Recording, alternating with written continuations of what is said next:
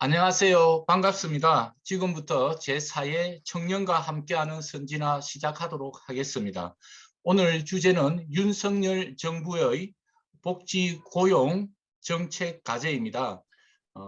우선 오늘 토론자로 참여해주고 계신 김용아 순천향대 교수님을 모시겠습니다. 교수님께서는 최근에 20대 대통령 인수위원회 전문위원으로 참여하셨습니다. 큰 박수로 교수님을 모시겠습니다.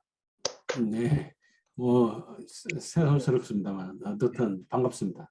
예, 우선 네. 교수님께서 윤석열 정부의 국정 방향에 대해서 간략하게 좀 설명해 주시고 이후에 학생들의 질의가 있겠습니다. 네, 먼저 우리 여러 국정 방향 여러 가지가 있지만 일단은 이제 복지 고용 중심으로 해서 오늘 말씀드리도록 하겠습니다. 국정 방향의 기본 내용은 요게 이제 아마 정권 내내 돌아다닐 기본적인 문구입니다. 다시 도약하는 대한민국, 함께 잘 사는 국민의 나라. 이 다시 도약한다는 거, 이게 이제 주로 이제 경제, 국력 이런 측면에서의 대한민국이 그동안 너무 침체되어 있었다라고 생각하는 거고요. 여기서 이제 다시 좀 도약하겠다 하는 느낌. 그리고 이제 그렇지만 도약해도 그 성과가 온 국민한테 이렇게 골고루 이렇게 퍼져나가는 함께 잘 사는 국민의 나라. 그래서 윤석열 정부는 요 국민이란 말, 이 국민 새로운 국민, 국민이란 말이 아마 앞으로 자주 들릴 것 같습니다. 윤석열 정부가 생각하는 이 상황인식은 산업화 민주화는 1단계 성공했지만 일단은 지금 뭔가 제대로 뭔가 이렇게 점핑하지 못하는 상황에 대해서 문제의식을 가지고 있습니다. 잠재 성장률 하락하는 거, 저성장, 좋은 일자리 없고 청년 세대의 기회가 제한되고 계층 이동 사다리가 악화되고 있다. 지역계층 소득 양극화, 그 다음에 이제 복지 성장이 선순환이 잘 안 되고 있고 또 안보 위기도 커지고 또 정부는 재정 지출 때문에 너무 커져서 국가 부채가 악화되고 있다. 이런 문제들을 이제 해결해야 되는 과제가 되겠습니다. 그래서 이제 크게 보면 한 5가지 정도의 슬로건을 내놨어요. 일 잘하는 정부, 일 잘하는 정부. 그 다음에 경제와 관련해서는 역동적 혁신 성장이라고 내놨습니다. 그리고 이제 여기서 중요한 것은 문재인 정부가 좀 정부가 주도하는 성장, 소득주도 성장을 내세웠다면 이 민간이 주도한다는 말은 사실은 사실 기업이 주도하는 거죠. 민간이 주도하고 정부가 해야 할 일과 하지 않는 일을 잘 구분해서 할 수 있는 그런 정부를 이야기합니다. 그래서 정부가 할 일은 규제 푸는 거죠. 할 수 있도록 이 마당을 만드는 일을 할 수 있고요. 그 다음에 이제 이 생산적 맞춤 복지를 핵심 키워드로 잡았습니다. 이 생산적 복지는 원래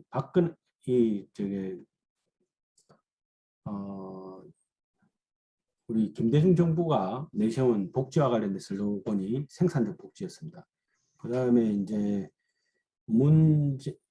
그 뒤에 이제 노무현 대통령이 참여복지, 그 다음에 그 뒤로 이명박 정부가 내세운 것은 이제 사실은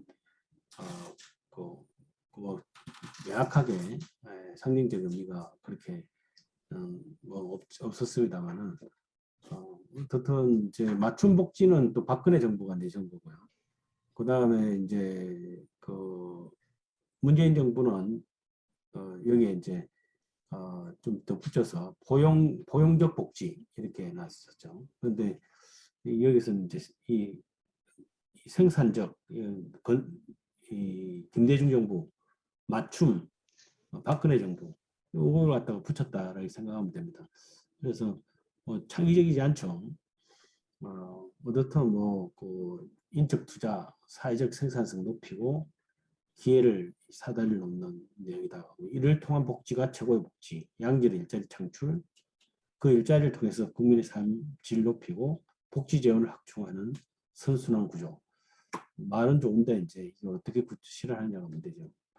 추격자에서 선도자, 결국 이렇게 돼야 이제 우리가 현재의 그 틀을 벗어나는 건데 쉽지 않은 과제죠. 글로벌 중추국가가 되겠다 하는 건.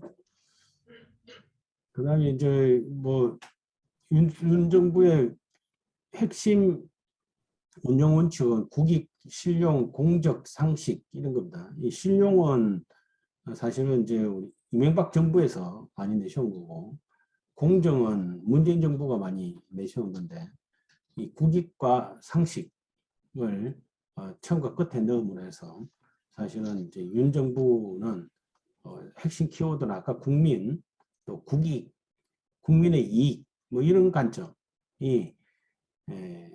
굉장히 중요한 원칙이 될 것 같아요. 윤석열 대통령 머리에 항상 이게 국익에 도움되는가 여기에 머리에 꽂혀 있는 것 같아요. 모든 정책의 시작은 국익 관점, 이게 뭐 공정이나 상식은 계속 나왔던 얘기고, 그래서 이제 정치 행정적으로는 상식이 행복, 경제적으로는 민간이 끌고 정부가 미는 역동적 경제, 사회는 따뜻한 동행, 모두가 행복한 사회, 미래는 자율과 창의로 만드는 담대한 미래와 관련된 내용, 외교 안보, 자유 평화 번영, 지방시대, 대한민국 어디서나 살기 좋은 지방시대. 말은 좋죠. 그래서 이렇게 해가지고 총 6대 목표, 20개 약속, 110개 과제를 제시했습니다. 110개 과제. 그래서 국정 목표는 상식이 회복된 반듯한 나라에서 이게 특히 부동산 정책이 들어가 있고요. 그 다음에 소통하는 대통령, 일하는 정부. 그 다음에 국정 목표 2로서는 여기 뭐 일반적으로 하는 말이죠. 핵심 성장이라든지 핵심 전략 산업 육성, 중소벤처기업, 그다음 핵심 금융 시스템, 성장 인프라 구축 이런 것들. 그다음 따뜻한 동형 복지와 행복한 사회, 오늘 이제 해야 될 주제가 이런 부분이 되겠습니다. 필요한 국민의 극극 개척을 하겠다. 이 복지부 관련이고, 노동의 가치가 존중받는 사회, 고용노동부 관련이고, 문화공력 행복한 국민 품격이 있는 대한민국, 이 문화체육부, 국민의 안전과 건강 최우선 장기이는 보건복지부 내 보건 파트와 환경 관련 내용입니다. 농수산부, 해양부 이런 내용입니다.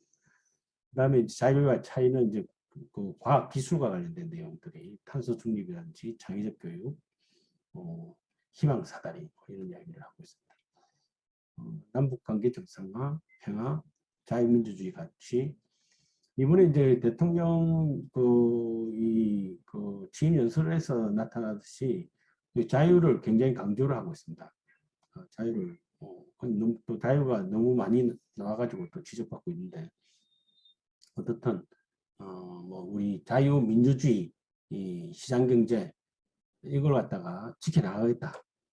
다른 어떠한 정책이나 뭐 다른 내용보다도 기본적인 이제 그 접근 방식이 중요한 것 같습니다. 기본 정책 방식이 우리 문재인 정부 입장에서는 자유민주주의라기보다는 뭐 민족이라는 말이 더 중요하게 생각하고, 또 자유를 뺀 민주주의.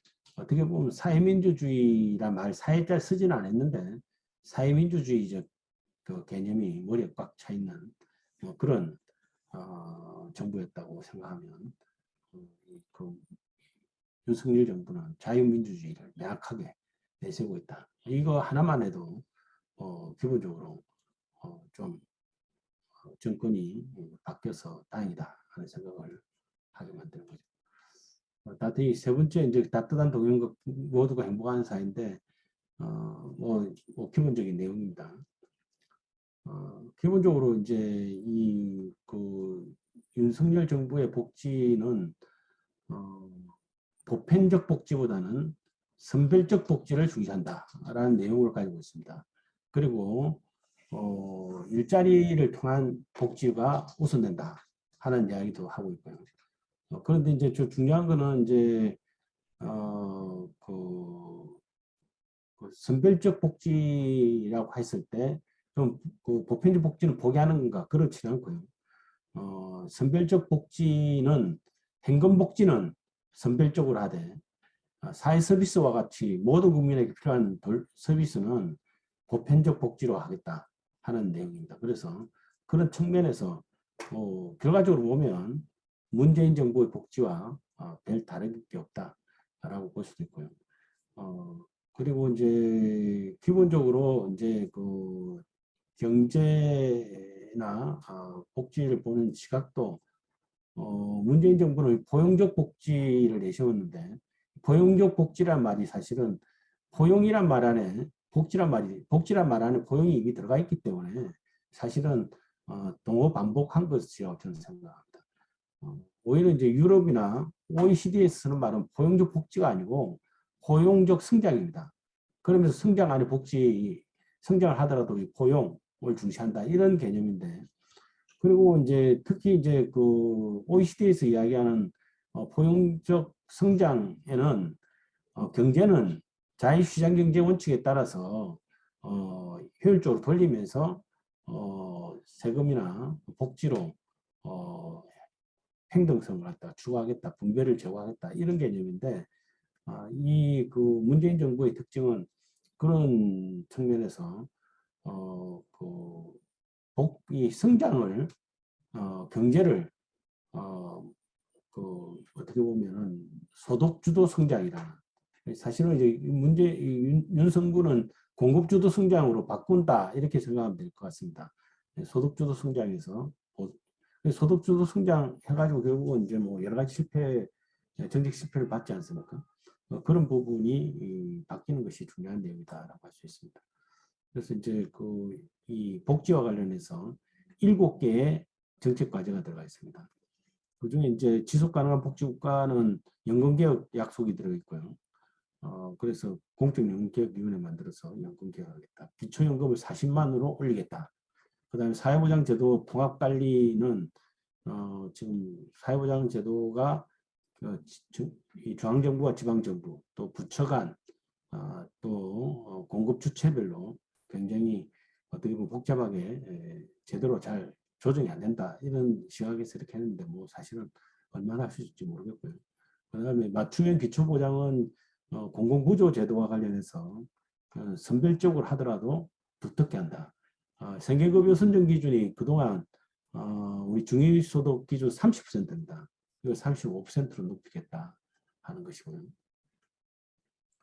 그 다음에 이제 이게 내용 중에 이 상병수당이라는 거 들어가는 게 또, 물론 이제 문재인 정부가 상병수당 시범사업 하고 있는데, 이거 건강보험에 사실은 상병수당 제도가 없는 나라는 우리나라하고 몇 나라밖에 없습니다. 대부분 입원하면 그 현금급여도 같이 따라오는 게 일반적인데 우리나라는 없죠. 그런데 이제 뭐 재정 안정화와 연결돼 가지고 사실은 굉장히 조심해서 만들어져야 되는데 좀 어중쩡하게 늘어났습니다.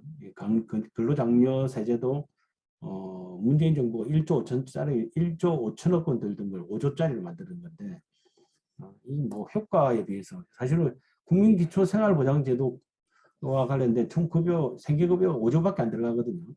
근데 돈 막 그냥 풀어주는데 그냥 5조 또 쓰고 있는 거라서 이거는 한번 검토가 돼야 되는데 이게 오히려 뭐 문 정부 이어받아서 그대로 확대한다는 내용이 들어있어서 걱정되는 부분이고, 사회서비스 혁신은 어떻든 좀 보편적이라 말 들어갔죠. 양질의 보편적 사학지대 발굴해서 하겠다는 내용. 여러 가지 핵심 이런 말 들어가 있는데 뭐 너무 레토릭하고 실제로 어느 정도 할 수 있을지 좀 쉽지 않습니다. 그다음 노인 특히 이제 사회 서비스 특히 이제 복지는 현금보다는 이제 이 돌봄이 중요합니다. 돌봄은 크게 세 가지인데 노인 돌봄, 아이 돌봄, 장애인 돌봄 이 세 가지인데 어르신 돌봄과 관련된 있는 내용이 이제 노인장기요양보험 제도가 있는데 지금 이제 문재인 정부에서 노인장기요양보험에 더 붙여서 커뮤니티 케어를 붙여서 지역사회 중심의 돌봄 서비스 체계를 구축하려고 했지만 거의 실패했고 이 정부에서도 이제 뭘 좀 해보려고 하지만 이런 걸 어떻게 할지 이런 것들이 참 쉽지 않은 내용입니다. 특히 또 우리나라가 지금 해결해야 될 내용 중에 하나가 병원에 입원하면 이 급성기로죠.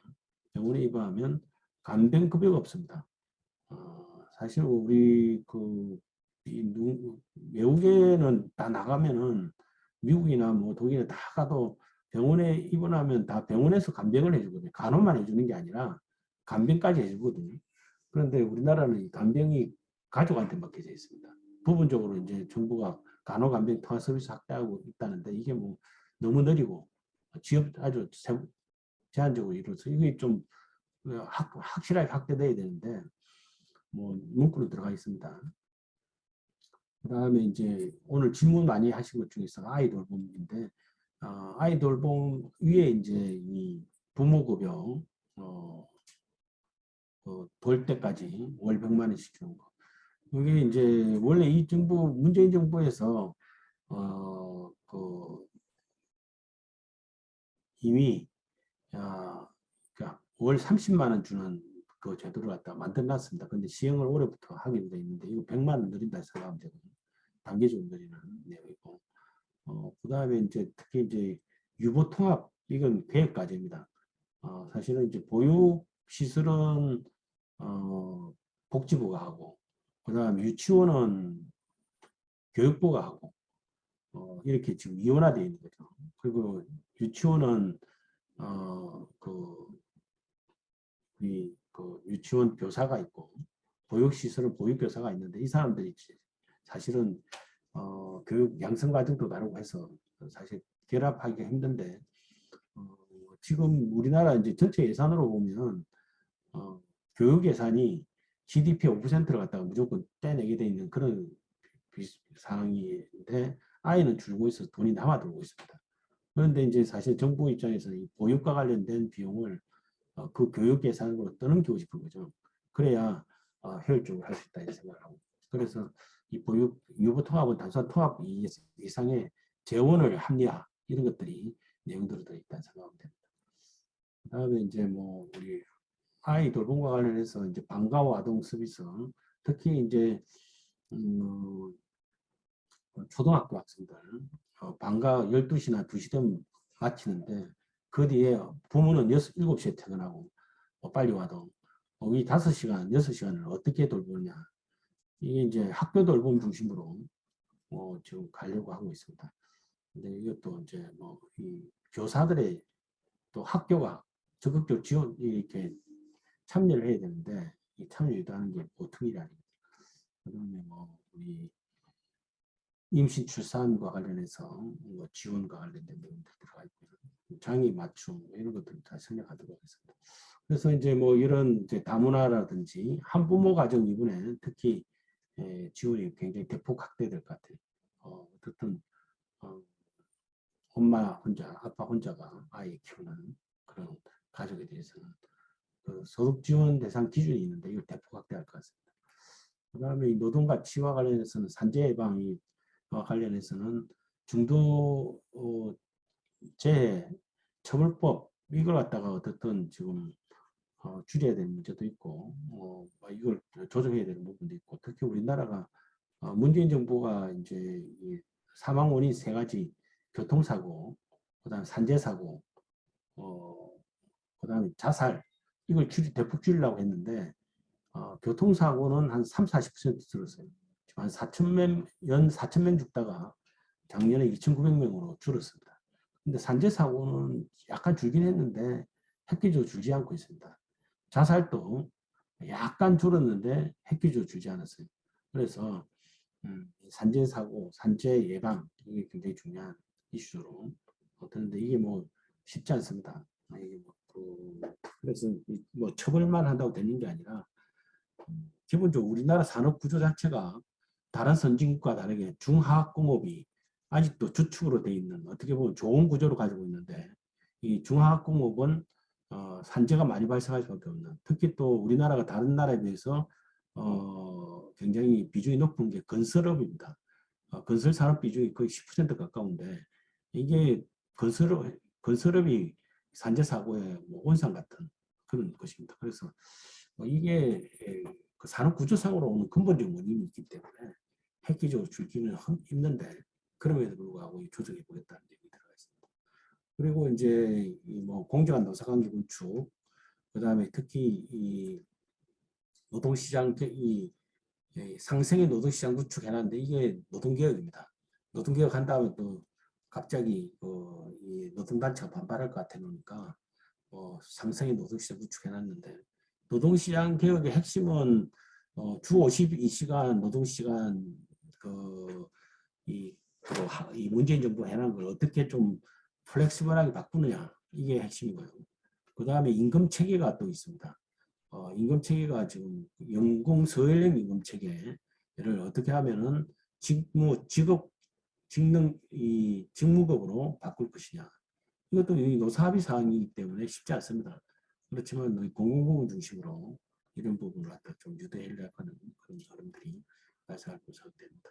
그 다음에 이제 뭐 일자리 사업과 관련된 거, 뭐 이런 것들, 고용 안전망 강화 관련해서 내용이 들어있고, 특히 이제 자영업자라든지 그다음에 이제 우리 그 특고라고 하는 그런 대상자들에 대해서 어떻게 하면 고용보험을 확대할 것인가, 이런 것들이 지금 관건이라고 할 수 있습니다. 다른 것들 뭐 이런 것들 다 생각하도록 하겠습니다. 문화, 필수 의료 강화, 그다음 건강보험 재정 안정화를 위한 것들을 하겠다. 그다음 건강보험 부가치의 개편하겠다. 이 내용도 여기 들어가 있고요. 이제 뭐 얼마나 할 수 있을지는 또 두고 봐야 되죠. 특히 이제 예방적 건강관리와 관련해서는 핵심은 이 비대면 진료 제도화입니다. 의사들이 굉장히 강력한 반대를 하고 있기 때문에 어떻게 하면 이 비대면 진료를 조금 더 활성화시킬 수 있느냐, 이게 또 큰 관건이라 할 수 있겠습니다. 이상으로 이 정도로 요약해서 말씀드렸습니다. 그럼 이제 질문에 대해서 말씀 듣도록 하겠습니다. 네, 교수님의 그 윤석열 정부의 국정 방향에 대해서 잘 들었습니다. 오늘 우선 그 질의는 조선희 우리 분께 먼저 마이크를 드리겠습니다. 안녕하세요, 교수님. 네. 네, 저는 지암선진 아카데미 18기 조선희입니다. 네. 제가 특히 관심을 갖고 지켜봤던 부분은 아무래도 좀 저출산 대책 부분이었는데요. 이제 출산을 만약에 하게 된다면 이제 워킹맘이 될 제 입장에서는 조금 와닿는 정책이 많지 않았던 점이 좀 아쉬운 점이었던 것 같습니다. 뭐 유치원이나 어린이집을 보면 이제 아무래도 교육의 질이나 이런 것들 때문에 상대적으로는 공공 어린이집을 좀 선호하는 경향이 있는데, 이제 이것도 거의 뭐 티켓팅, 인기 가수의 티켓팅을 하는 수준으로 경쟁률이 굉장히 높아서 주변 뭐 친구들이나 지인들한테까지 요청해서 같이 신청을 하기도 하고, 이렇게 해서 설령 당첨이 되더라도 바로 갈 수 있는 게 아니라 일정 대기 기간도 있더라고요. 그리고 사내 어린이집 같은 경우는 조금 더 심해서 아이가 이제 태어나자마자 이제 신청을 해도 실제로 이제 입소하기까지는 거의 한 2년 정도나 걸린다는 얘기가 좀 있었어요. 사실 저희 세대는 이제 아이를 출산한다고 해서 뭐 수당을 주거나 뭐 100만 원, 30만 원 이런 식으로 뭐 바우처를 주는 것보다는 이제 내가 아이를 낳더라도 일과 가정을 전부 다 지킬 수 있도록 지원해주는 좀 보육 정책이 아무래도 좀 중요한 편인데, 이번 정책들 자료에서는 그 부분에 대해 강조가 되지 않은 것처럼 느껴져서 좀 아쉬움이 많았습니다. 교수님께서는 이 정책들에 대해서 어떻게 좀 평가를 내리고 계신지 이 부분이 좀 궁금했습니다. 뭐 핵심 질문이시고요. 사실은 뭐 이제 출산율 이 인구 정책과 관계없이 아이 낳고 기르기 좋은 세상 만드는 것은 필요하고, 그것은 이제 좀 국가가 주도적으로 해야 될 일이면 분명합니다. 그래서 이제 그 아까 말씀하신 대로 이 현금보다는 그런 환경, 여건을 만드는 게 중요한데, 지금 이제 이 보육과 관련한 정책의 기본 기준은 0세, 1세, 2년간은 보육시설보다는 가정에서 아이를 이렇게 케어하는 것이 더 좋다. 그러니까 보육시설에 맡길 수가 있기에는 너무 걱정되는 거죠, 사실은. 이게 예를 들면 사실 이번에 코로나에서 보듯이 사실은 감염에도 취약하고 집단 생활하는 것이 그리고 뭐 아주 뭐 기지도 뭐 못한 아이를 갖다가 시설에 맡긴다는 것 자체가 북한은 그렇게 하고 있습니다만 우리나라에서는 이제 그리고 이제 선진국도 대부분 이제 가능하면은 그 0세하고 1세 때는 부모 중에 한 분이 돌아가면서 휴직해서 아이를 돌보는 뭐 그런 개념. 그래서 이제 육아휴직이 강화되고 그런 부분에 대해서 서비스, 그다음 지원 이런 것들을 갖다가 확대하려는 것이 핵심입니다. 그래서 그런 측면에서 이제 이제 육아휴직 우리가 이제 아이를 낳으면 출산 전후 휴가 급여가 나오는데 이게 이제 3개월밖에 안 되거든요.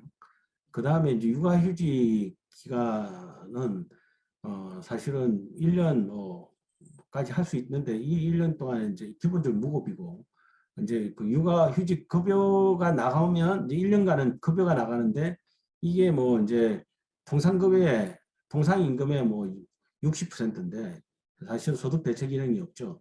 그래서 이제 어떻든 뭐 우리 젊은 이제 그 청년들은 돈 한 200만 원, 월 200만 원 달라. 그러면 그거 가지고 뭐 우리가 알아서 하겠다. 뭐 그런 게 기본적인 개념이 좀 잡혀 있고요. 그래서 이제 이번에 이제 부모급여란 이름으로 어떻든 첫 1년 동안에는 월 100만 원씩 주겠다. 이걸 사실은 우리 정부가 그동안 이런 거 해본 적은 없는데 대단한 지금 그걸 한 거고요. 그 다음에 이제 그 돌 때부터 두 돌 때까지는 지금 영아수당이라고 해서 30만 원씩 월 30만 원씩 주도록 되어 있습니다. 그리고 그 뒤로는 이제 우리 2018년부터 아동수당이 만 8세까지 아동수당이 월 10만 원씩 이거는 아마 이제 윤석열 정부 기간 동안에 초등학교 때까지 다 확대될 것 같아요. 그리고 이제 그런데 아까 말씀하신 대로 이제 서비스를 갖다가 이제 보육시설을 갖다가 대폭 확대해야 되는데 사실은 우리나라 이제 그 사회복지시설의 확대 전략 자체가 시설 공급자는 민간한테 맡기고 정부는 돈 된다. 이 정부가 지금 돈을 아끼려고 이 공공보육시설을 갖다 못 짓는 게 아니고 공공보육시설을 질 돈도 있고 할 마음도 있습니다. 그런데 이제 초창기에 우리 보육시설을 확대할 때 민간한테 거의 90%를 이전했는데 민간 보육시설이 건물을 다 지어놓고 다 시설도 만들어 놓고 지금 운영되고 있어요.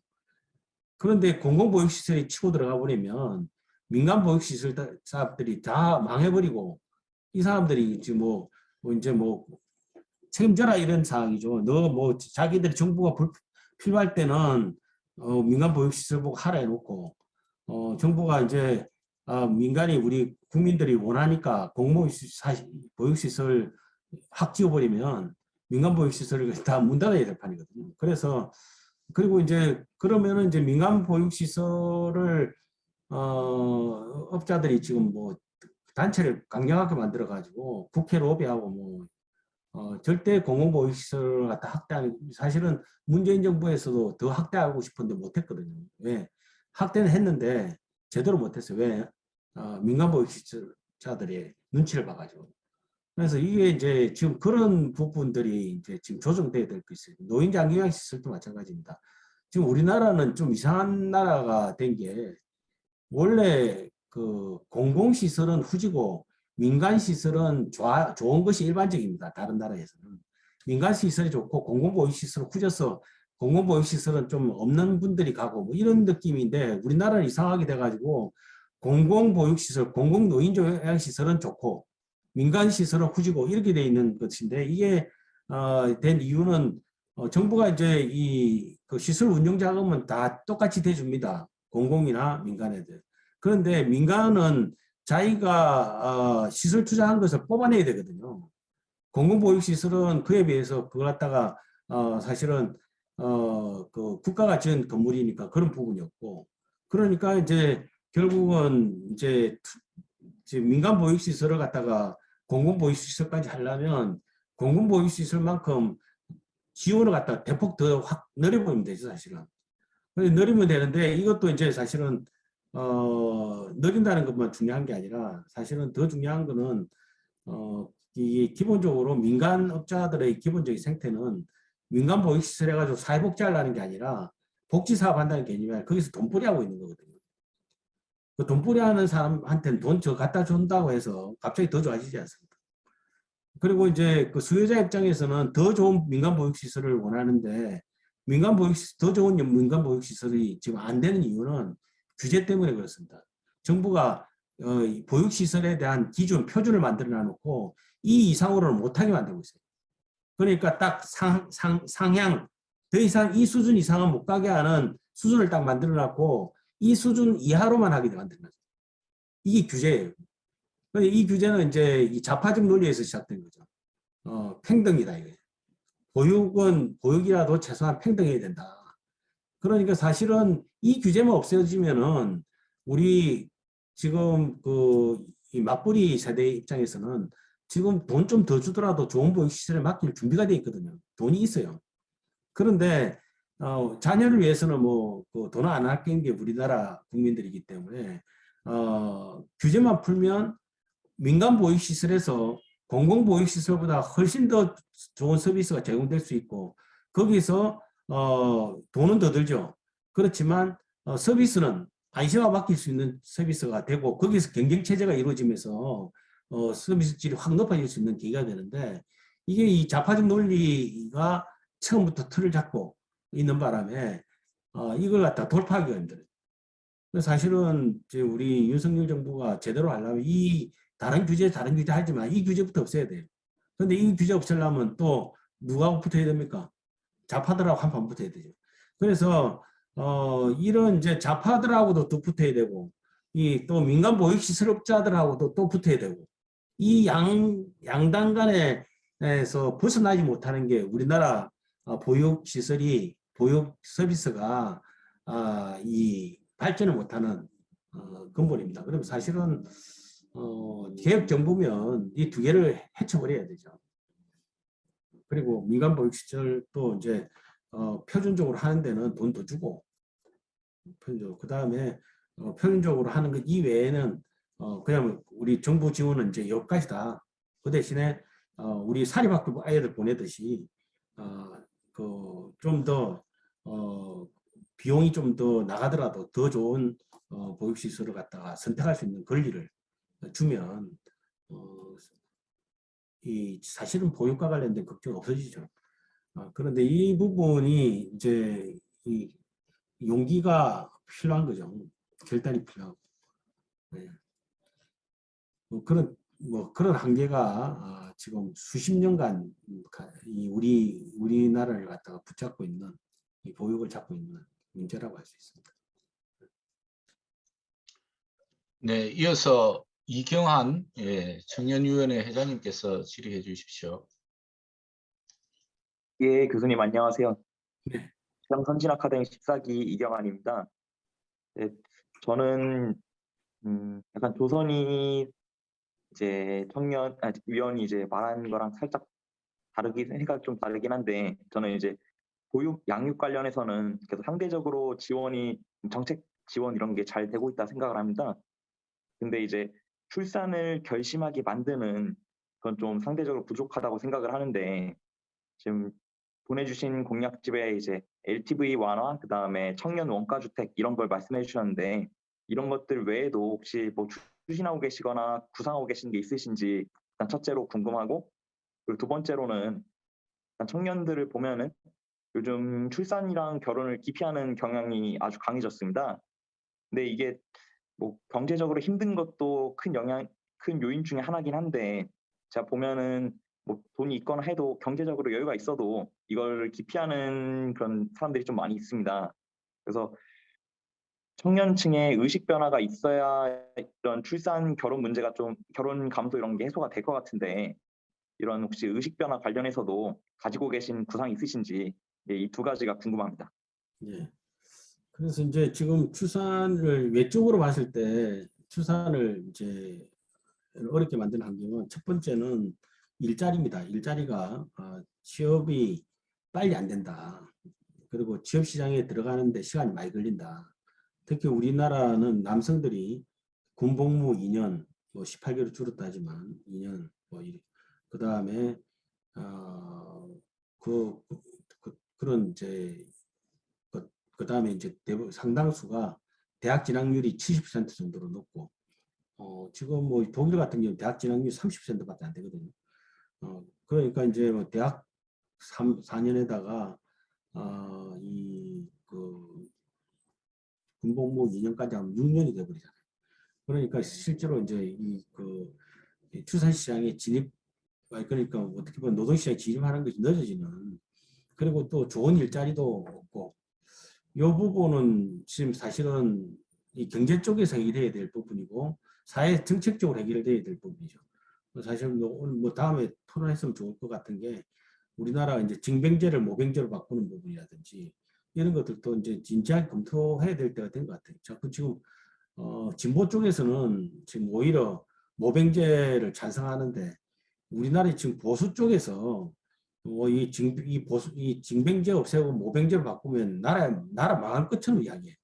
그래서 이것도 지금 이게 뭐 여러분은 어떻게 생각하시는지 한번 이야기 좀 듣고 싶고, 그것만 해도 한 2년 정도 왔다 갔다 할 수 있잖아요. 그 다음에 이제 그 좋은 일자리 만드는 거는 뭐 우리 경제에서 해결돼야 될 부분이라서 경제 활성화가 좀 필요한 것이고, 그 다음에 이제 이 주택 문제는 뭐 보다 근본적인 문제고, 우리가 지금 그 특히 이 주택을 과거 5년 동안, 과거 10년 동안 박근혜 정부 때 이후에 임대주택을 굉장히 많이 지었어요. 지금 주택이 없는 게 아닙니다. 그런데 이 임대주택 지금 규모가 문제예요. 1인용을 많이 지었어요. 2인용, 3인용이 필요한데 아이 놓으려면 3인용이 필요하잖아요. 그런데 1인용 중심으로 너무 확대를 해놔가지고 1인용은 뭐 이래저래 많아요. 그런데 지금 3인용 정도의 규모 임대주택이라든지 주택 공급이 늘려야 되는데, 그래서 아마 이 정부에서 아마 그런 부분을 갖다가 좀 늘리는 그것이 이제 포함되어 있는데, 그렇다 하더라도 이게 뭐 보편적으로 대부분의 사람들에게 폭넓게 주택을 제공할 수 있는 그런 상황은 안 될 것 같고, 또 특히 이제 뭐 지금 윤석열 정부가 말하는 그런 이제 주택 공급 정책이 국민들한테 먹게 될지 이것도 좀 애매해요. 왜냐하면 우리나라 국민들은 주택을 소유의 개념으로 보지 보유의 개념으로 보지 않습니다. 그러니까 임대주택이 인기도 없고, 또 기본적으로 뭐 원가, 제가 뭐 용어는 정확하게 애매한데 기본적으로 이 소유권, 땅에 대한 소유권은 공공이 가지고 있고 건물에 대한 소유권만 분양하는 이런 개념으로 이제 반값 아파트 공급하는 그런 정책들이 있는데, 이것도 역시 소유의 개념으로 보면은 그 욕구를 갖다 충족시키지 못하거든요. 뭐 그런 측면에서 이 주택과 관련돼서 좀 한계가 있고, 또 이 LTV라든지 규제 푸는 것은 뭐 규제 푸는 내용은 들어가 있지만 이게 지금 잘못 풀면 또 이게 부동산 가격이 너무 다시 그나마 좀 안정이 되려는 게 또 뛰어버릴 수 있는, 지금 그 부동산 가격은 지금 굉장히 지금 윤석열 정부가 지금 난처한 입장이에요. 아차 잘못하면은 부동산 가격이 다시 뛰어버리면 지금 뭐 약간 안정 국면에 들어갔는데, 뭐 안정 국면, 뭐 다른 안정 국면이 아니라 높은 상태로 가서 그 이상 안 오르는 이 정도 국면에 왔는데, 이게 잘못 풀면은 더 높게 될 수 있는 위험이 있고, 또 너무 강력하게 뭐 좀 다른 조치를 취하다 보면 부동산 가격이 또 폭락할 위험이 있어요. 사실은 지금 우리 국민들이 뭐 부동산 가격이 많이 뛰어서 야단이라 하지만 부동산 가격이 다시 뭐 20% 30% 하락하면 또 국민들 다 뒤집힐 거예요. 올랐던 재산이 그냥 예를 들면 뭐 5억 했던 집이 4억 됐다. 거의 1억이 날아간 거 아니에요. 그러니까 이 우리 국민들이 지금 겉으로는 집값 올라서 야당이지만 집 있는 사람은 좋거든요. 그런데 집값 떨어지면 또 야단이 되고 그 집값이 또 그게 떨어지는 게 경기 침체하고 맞물리면 일본식 버블 붕괴로 연결될 수 있습니다. 버블 붕괴로 잘못 연결되면 일본식 장기 경제 침체로 또 결과를 가져올 수 있습니다. 그래서 굉장히 신중하게 해야 되는 정책이라서 이게 뭐 이 부동산 관련해서 청년 관련해서 특별히 놓기가 획기적으로 놓기가 쉽지 않은 그런 측면이 있고요. 그다음 마지막으로 이 의식 변화 복구는 뭐 공감하고 뭐 그것이 뭐 어떻게 보면 저는 이제 자연스럽다. 우리가 뭐 이렇다 저렇다 할 이유가 없이 뭐 더 이상 뭐 우리가 1970년대를 넘으면서 인간이 이제 산하를 통제할 수 있는 기술과 지식을 확보했거든요. 그러면서 이제 80년대 들어오면서 이제 자기가 놓고 싶으면 놓고 안 놓고 싶으면 안 놓고 예를 들면 자기가 선택할 수 있는 옛날에는 70년대 이전만 해도 선택할 수가 없었어요. 뭘 몰라가지고 그냥 되는 대로 하는 거죠. 그렇지만 이제 80년대 넘으면서 선택할 수 있게 되면서 출산율이 대폭 떨어지기 시작한 거거든요. 그런데 그 선택의 개념으로 보면은 이 산하라든지 결혼이라는 것이 이 결혼 안 하는 것에 비해서 결혼이 더 우월한가? 그 다음에 결혼한 부부라 하더라도 아이 놓는 것이 아이 안 놓는 거하고 비교했을 때 낳는 것이 더 우월한 선택인가에 대해서 의문의 여지가 있는 거죠. 그리고 그런 의문이 갈수록 커지고 있는 거죠. 그리고 더 세지고 있고 그리고 이제 그 자기 자신의 행복 측면에서도 그렇고 또 양육과 관련된 아까 여러 가지 환경적 측면에서도 자신감이 없고 뭐 이런 것들이 겹치니까 지금 안 되는 건데 그럼에도 불구하고 저는 턴 할 것 같아요. 지금 0.81명인데 0.7 올해 2022년에는 물론 0.70대로 떨어질 겁니다. 이제 0.77 정도로 0.77명 정도로 떨어질 것으로 예상되는데 더 떨어지면 한 0.75명까지 떨어지겠죠. 그렇지만 그게 밑바닥일 것 같고요. 아마 이제 윤석열 정부에서는 밑바닥 치고 다시 적어도 이제 반등을 시작하는 정부는 될 것 같아요. 아마 이제 2023년, 24년까지 바닥 쳤다가 내년까지 2024년부터는 회복되기 시작해가지고 다시 정권 말기 정도 되면은 0.80명으로 다시 회복되는 정도의 될 것 같아요. 이거는 뭐 정책을 잘해서 그런 게 아니라 국민들의 심리, 사람들이 끝없이 안 놓고 이렇지는 않습니다. 어느 정도의 뭔가 이 사회적으로 옛날에는 이제 뭐 내가 이제 며칠 전에 그걸 봤어요. 어떤 이제 여성분인데 아이를 한 명은 아이를 임신한 상태에서 아이를 이제 안고 가는 게 굉장히 힘들어 보이기도 한데 그런데 굉장히 떳떳하고 자랑스럽고 힘이 있어 보였어요. 표정이. 그러니까 이제 더 이상 아이 놓고 하는 것이 또 부끄럽고 힘들긴 해도 부끄럽고 뭐 약간 뭐 좀 둔해 보이는 시대가 아니라 이제는 대접받아야 되고 우대받고 사회적으로 존경받는 느낌이 들기 시작하기 했습니다. 이제 그런 느낌이 사회적으로 확대가 되면 이 의식도 턴할 거다라고 생각되고 그 턴 시기가 이제 곧 온다라고 생각하고 뭐 그래서 그리고 인류라는 게 이게 뭐 우리가 뭐 아무리 이제 과학 지성이 그런 본성을 갖다가 억누른다 하더라도 본연의 자기 자손을 갖다가 계속 유지해야 된다는 본연의 이 인간의 본성, 모든 생물의 본성, 어느 생물이든 자손을 갖다가 놓지 않고 나 살다가 가겠다는 이런 생물은 이 지구상에 인간밖에 없거든요. 인간 중에 일부밖에. 대부분의 모든 생물, 심지어 이 바이러스만 하더라도 끊임없이 팽창하잖아요. 그런데 뭐 이 인간은 가장 고등의 동물임에도 불구하고 지금 그 반대의 행위를 갖다가 지금 일부에서 하고 있지만 그것도 그 본연의 본성도 그냥 사라지진 않을 거다라고 저는 생각합니다. 그래서 어느 순간에 이제 턴할 거고 그렇지만 그게 턴한다고 해서 2.0 수준은 높아지진 않는다 하더라도 1.5명 정도 제가 최근에 인구 추계를 해보니까 한 1.5명 정도로만 회복되면 괜찮겠더라고요. 1.5명. 그래서 적어도 뭐 1.5명까지는 안 되더라도 1.3명까지는 회복될 거라고. 1.3명 해봐야 우리 한 10년 정도, 10년 전 정도의 출산율이 1.3명 정도 됐습니다. 그러니까 그 정도는 뭐 저는 회복될 수 있다라고 저는 생각하고 그거는 자연적으로 우리 사회적으로 우리 분위기가 요즘 뭐 드라마 보더라도 여러분 뭐 이제 그런 걸 갖다가 은근히 조장하는 예를 들면 애 키우고 애 있는 가족을 갖다가 굉장히 이렇게 필요성을 갖다가 계속 높이는 이런 그 드라마들 뭐 이런 것들이 쭉 깔리잖아요.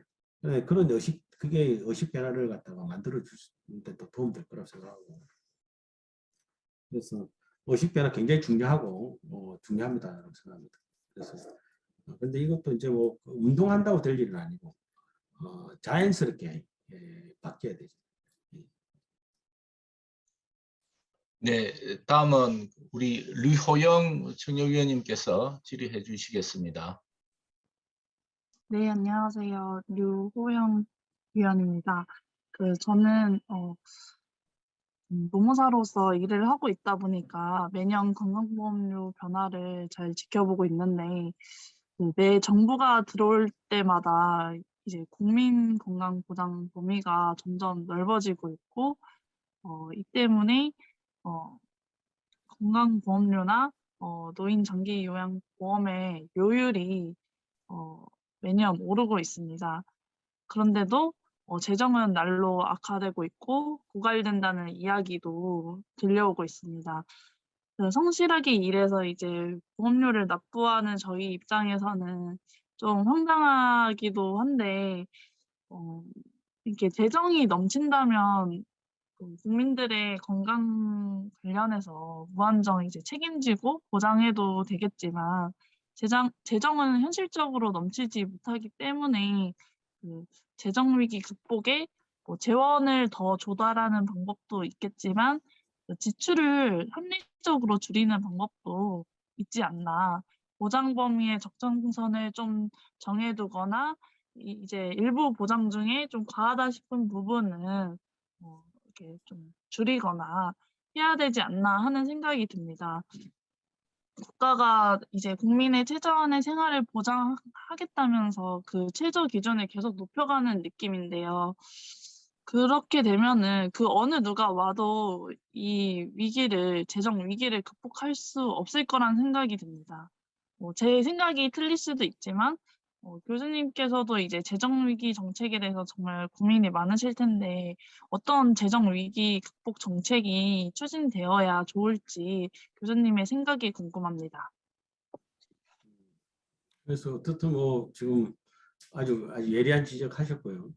어르신 말씀인 것 같습니다. 그런데 이게 지금 문재인 정부가 각종 정책들을 펼쳤는데 각종 정책 중에서 점수가 제일 높은 게 건강보험 정책이에요. 그래서 그 문케어 정책이 모든 정책은 다 그 C인데 ABC 할 때 C 학점 받았어요. 그런데 건강보험만 B+ 정도 받았습니다. 그러니까 이게 이제 보험료는 좀 오르긴 올랐죠. 그런데 문케어라 해가지고 국민들 호응도가 굉장히 좋습니다. 일반 국민들 입장에. 여러분들은 좀 다른 생각을 좀 가지고 있는데 그래서 여러분 좀 선진 국민이라고 저는 생각하지만 그런데 일반 국민들은 이게 지금 그 문케에 대해서 그 보장성 확대 정책에 대해서 굉장히 긍정적입니다. 이 보장성 확대를 안 하더라도 이제 건강보험의 가장 큰 문제처럼 건강 보장성 확대를 현재 수준에 멈춘다 하더라도 기본적으로 의료비는 주로 어르신들이 많이 쓰기 때문에 노인 인구가 늘어남에 따라서 의료비는 계속해서 늘 수밖에 없습니다. 그리고 빠르게 늘 수밖에 없고 그것은 이제 건강보험료가 급격하게 오르는 원인이 되어 왔고 앞으로도 그렇게 될 것으로 예상됩니다. 그래서 건강보험료 오르는 것은 뭐 보장성 확대와 관계없이 불가피하게 우리가 맞이하는 현실이 아닌가 이렇게 생각합니다. 그런데 이제 문제는 이제 그냥 보장성 확대 자체는 뭐 우리가 찬반의 논란이 있지만 현재의 이제 그 시스템에서 나오는 비효율성, 그 이 비용을 높이는 시스템적으로 부담을 높이는 이 구조는 바꾸어야 되거든요. 그러니까 지금 현재는 뭔가 하면 예를 들면 어떤 것든지 보험 재정이 있으면 뭔가 이렇게 아껴야 된다는 유인 구조가 있어야 그나마 아껴질 텐데 지금은 아끼려고 하는 데가 아무 데도 없어요. 예를 들면 우리 일단 의료기관, 우리나라 의료기관은 90%가 민간입니다. 민간 의료기관들은 아까 그 보육시설하고 똑같은 논리인데 민간 의료기관들은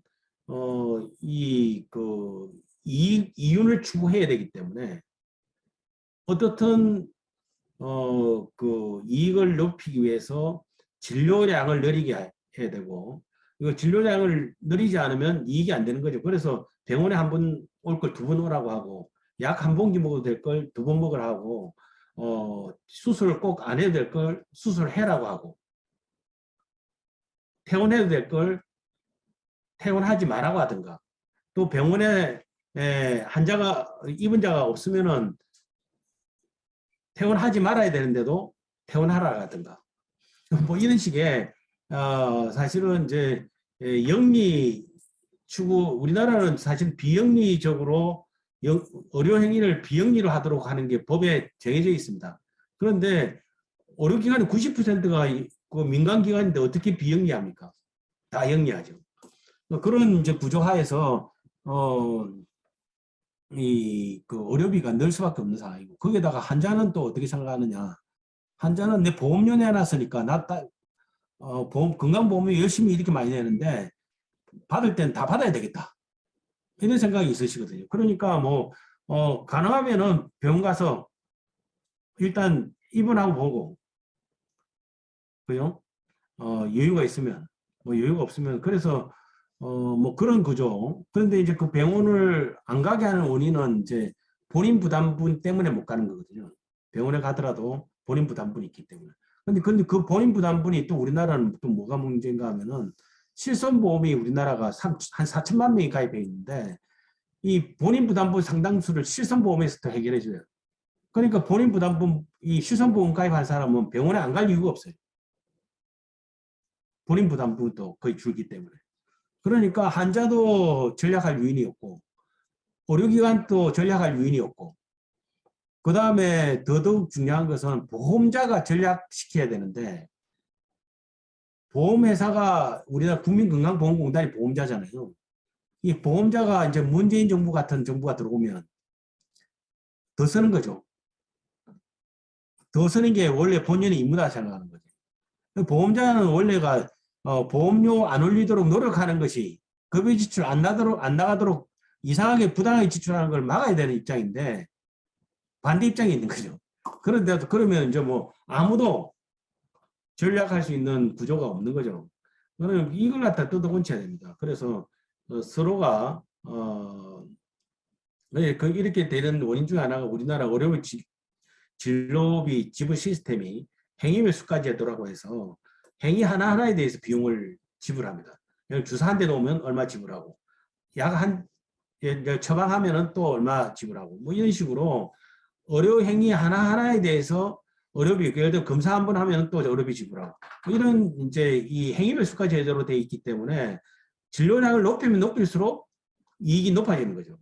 그러니까 이제 이런 구조 때문에 되는데 이제 이 포괄수가제 같은 것은 예를 들면 그냥 맹장 수술하면 딱 100만 원 주고 끝입니다. 돈 많이 쓰든지 말든지 더 이상 돈을 안 줘요, 건강보험자가. 그러면은 아끼기 시작하는 거죠. 예를 들면 이제 뭐 유럽의 어떤 나라는 그냥 그 아예 국가 예산자라 해가지고 딱 의료기관한테 주는 돈을 딱 정해놨어요. 예를 들면 50조 안에서 너끼리 나눠서라. 이러면 다 퇴원시키고 의료비 안 씁니다. 그러니까 그런 이제 체계를 바꿔야 돼. 이걸 갖다가 바꾸려면 누가 싫어하겠어요? 의사들이 싫어하겠죠. 병원들이 싫어하겠죠. 그러니까 이 지금 공급자들이 다 이해단체가 돼가지고 이런 아무것도 못하게 막고 있는 거예요. 그래서 이런 것들도 그러면 사실은 뭐 어떻게 할 수가 없잖아요. 우리 주변에 우리나라에 잘 나가는 사람 다 의사들인데. 네? 그렇잖아요. 그러니까 이게 뭐 문정부에서도 이걸 좀 바꾸려고 생각을 조금 했는데 의사들한테 반발 부딪혀가 아무것도 못했잖아요. 의사들하고 싸움만 하다가. 네. 뭐 지금 시간이 없는데 빨리 빨리 넘어가야 될 것 같습니다. 제가 말이 너무 많은 것 같습니다. 네. 다음 질문 다시. 그 유호영 우리 엔젤께서 말씀하신 거는 아주 굉장히 많은 토론이 필요합니다. 제가 대답을 충분히 못했는데 또 다음에 기회 있을 때 또 이야기하시죠. 네. 예, 이어서 권순영 운영위원님께서 네. 정여위원님께서 예, 해주십시오. 예. 네, 권순형입니다. 네, 노인 기초연금이 40만 원으로 인상하면서 국민연금 보험료를 왜 납부하느냐는 비판이 거세지고 있습니다. 성실하게 살아가는 국민의 근로 의욕이 꺾일 수 있을 것으로 보이는데 이에 대한 보완책이 있을지 궁금합니다. 보완책 없습니다. 지금 이제 원래 우리나라는 국민연금이 먼저 도입되고 이 무각출 연금제도라는 기초연금제도가 2007년도에 기초노령연금이라는 이름으로 10만 원 그 제도가 시작되가 2008년부터 이명박 정부부터 시행됐고 이 10만 원이 박근혜 정부에서 20만 원 올랐고 문재인 정부에서 30만 원 올렸고 그 다음에 이 우리 지금 정부가 윤석열 정부가 또 40만 원으로 임기 내에 40만 원 올립니다. 바로 올리는 건 아니고 40만 원 올리는 정책이 확정이 됐습니다. 뭐 사실은 이제 뭐 그 국민연금 납부한 사람들은 왜 그러냐라고 하지만 국민연금 받는 사람도 기초연금 받을 수 있습니다. 그러니까 많이 주면 이중으로 받는 게 더 좋은 거죠. 중간으로 같이 받는 사람들은.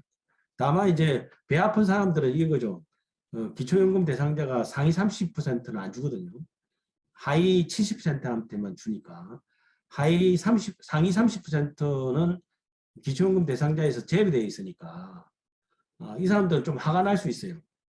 근데 그 사람들이 이제 연금액이 보면 대충은 뭐 한 그 상위 30%는 연금액이 제가 보기에는 앞으로 한 100만 원 미니멈 80만 원에서 100만 원 넘게 받을 것 같아요.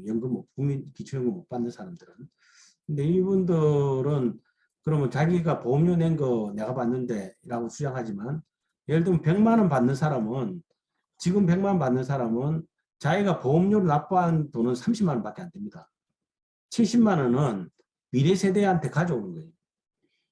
그러니까 우리 국민연금 기금 고갈의 원인이 되는 거죠. 그러니까 자기들이 그 기초연금으로 혜택을 못 받는다고 이야기하지만 실제로는 자기는 70만 원이나 혜택 받고 있는 거예요.